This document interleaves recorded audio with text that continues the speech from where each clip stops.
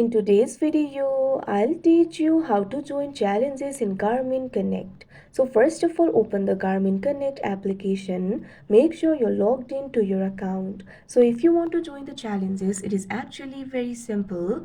At bottom, you'll be able to find various icons over here. Tap on the challenges option that you can see on the screen.